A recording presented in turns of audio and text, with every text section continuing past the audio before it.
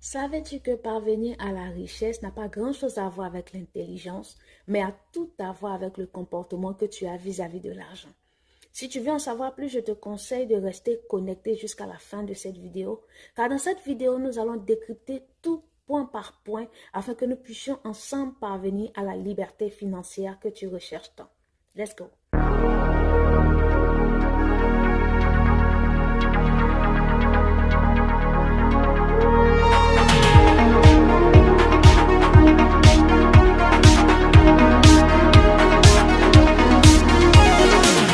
Bonjour à tous, moi c'est Manuela Kwasi et bienvenue sur la chaîne Smart Money, la chaîne sur laquelle je t'apprends à bien gérer ton argent, à investir avec peu de ressources afin que tu puisses parvenir à la liberté financière.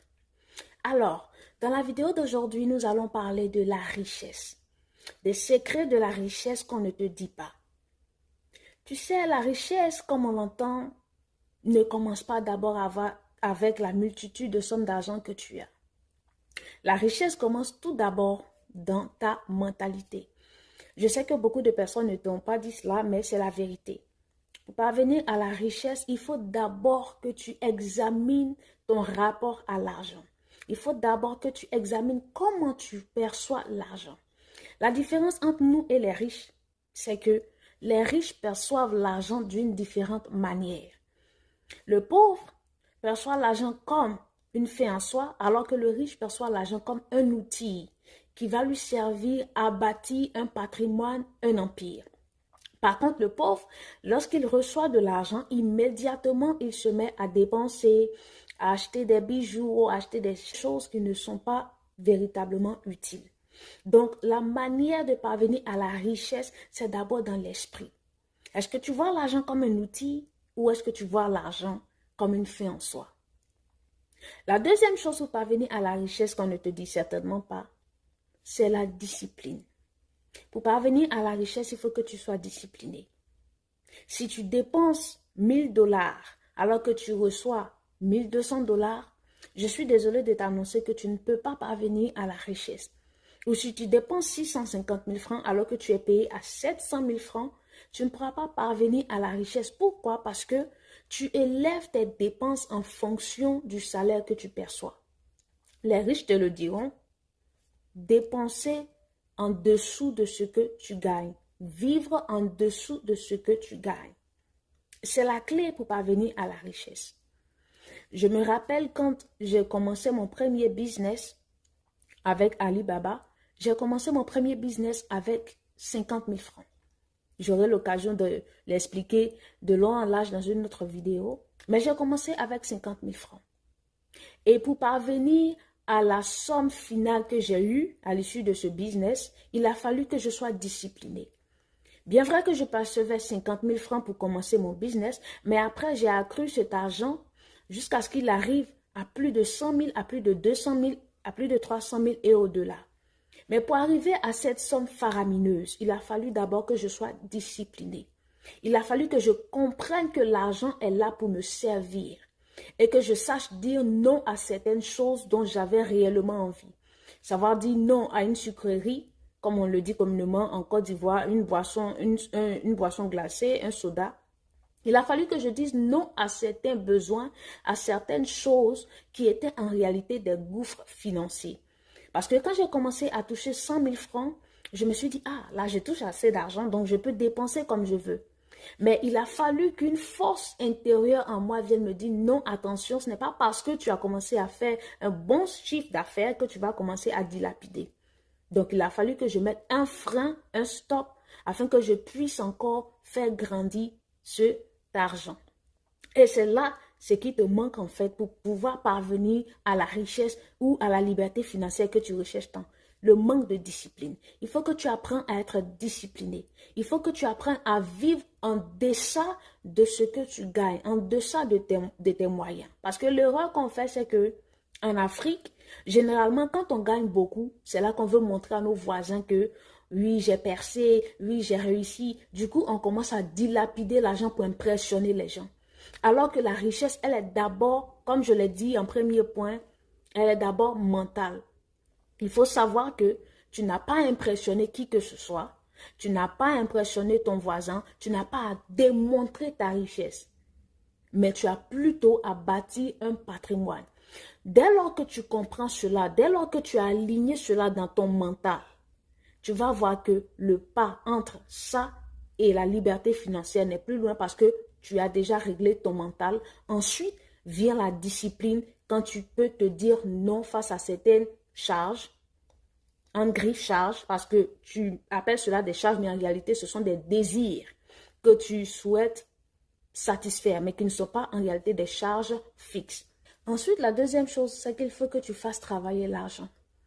Parce que la vérité, c'est que tant que tu gagnes 700 000 et que tu penses que tu es à l'aise, tant que tu ne fais pas travailler cet argent, je suis désolée de t'annoncer que tu ne parviendras jamais à la liberté financière.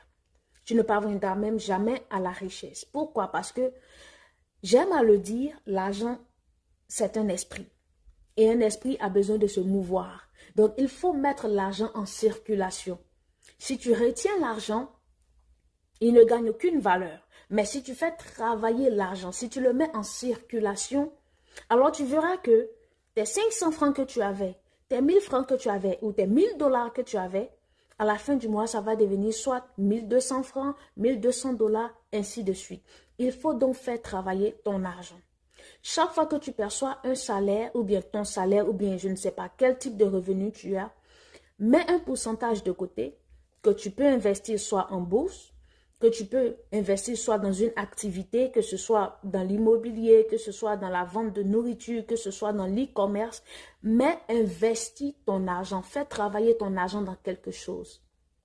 Ne laisse pas ton argent rester à la maison ou dans un compte en banque. Même si, je l'avoue que avec le système de compte en banque, on peut te rémunérer à chaque fois que tu mets de l'argent sur un compte épargne.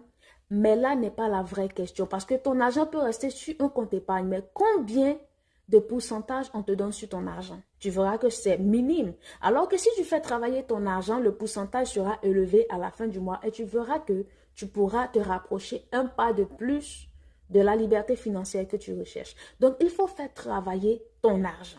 Ensuite, après avoir fait travailler ton argent, il faut que tu sois éduqué financièrement. Tu peux acheter des livres et je te conseille vivement de le faire. Je peux te conseiller des livres tels que La psychologie de l'argent, La chèvre de ma mère et bien d'autres que tu pourras trouver sur les boutiques en ligne et même dans les librairies physiques. Mais je te conseille absolument de t'éduquer financièrement et c'est la raison pour laquelle je fais cette vidéo afin de t'aider dans ta quête de liberté financière. Il faut que tu t'éduques financièrement parce que le problème, c'est le manque d'éducation. Le troisième point que personne ne te dit sur l'argent, c'est le manque d'éducation financière. Je ne sais pas s'il y a des chrétiens sur la chaîne, mais la Bible dit que mon peuple périt par manque de connaissances. Et je trouve que c'est tellement bien illustré parce que si tu n'as pas de connaissances dans un domaine, tu ne peux pas exceller dans ce domaine. J'aime à le dire à ceux qui veulent l'entendre, étudie dans ce que tu veux être. Si tu veux être riche, alors étudie la richesse. Si tu veux être un médecin, alors étudie la médecine, ainsi de suite. Donc, éduque-toi financièrement, achète des livres, apprends. Et quand tu finis de lire ces livres, je te conseille de les appliquer, de les mettre en pratique sur le champ. N'attends pas 2 mois, 3 mois pour dire non, je vais attendre d'avoir beaucoup d'argent. Non, tu peux commencer à investir avec peu.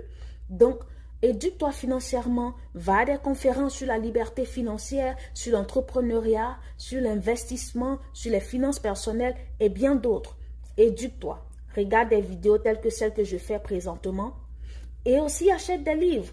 Et va aussi faire des cours si tu veux à l'université, à l'école, mais utilise tous les moyens qui sont à ta disposition. Aujourd'hui, l'Internet est rempli de ressources que tu peux utiliser pour t'éduquer financièrement. Donc, tu n'as aucune excuse. Éduque-toi financièrement si tu veux arriver à la liberté financière. Parce que la richesse ne surprend pas. Ça, il faut le dire. Peut-être qu'on vous a menti pour dire utilise X, Y, Z méthode. Et si tu l'utilises, tu vas être riche d'un clic, un clac. Non, ce n'est pas vrai. La richesse ne surprend personne. Au contraire, elle se prépare et elle inclut plusieurs facteurs. dont le facteur éducation. Donc, il faut que tu t'éduques. Et si tu veux t'éduquer, je te conseille de rester abonné à cette chaîne parce que chaque semaine, je partage des tips, des secrets, des moyens pour que ensemble nous puissions arriver à l'éducation financière. Donc, s'il y a quelque chose que tu peux retenir de cette vidéo, c'est que la richesse commence d'abord dans ton esprit. C'est une mentalité. Si tu donnes de l'or à un enfant, il ne saura pas quoi en faire parce qu'il n'a pas la mentalité nécessaire, adéquate, développée pour savoir quoi faire de cet or que tu viens de lui donner. Donc, il faut savoir cela. Il faut que ta mentalité soit régénérée. Il faut que tu changes ta perception vis-à-vis de l'argent, que tu le vois désormais comme un outil et non pas comme une fin en soi. Il faut que tu saches que tu n'as personne à impressionner. Donc, quand tu gagnes ton argent, ta priorité doit être de te bâtir un patrimoine pour toi et tes enfants et non d'impressionner le voisinage. Ensuite, deuxième point, c'est qu'il faut faire travailler ton argent par tous les moyens. Investir dans la vente de gâteaux si tu veux, investir dans la restauration, peu importe ce dans quoi tu vas investir, mais il faut absolument que tu fasses circuler ton argent car c'est là que tu vas parvenir, n'est-ce pas, à la liberté financière.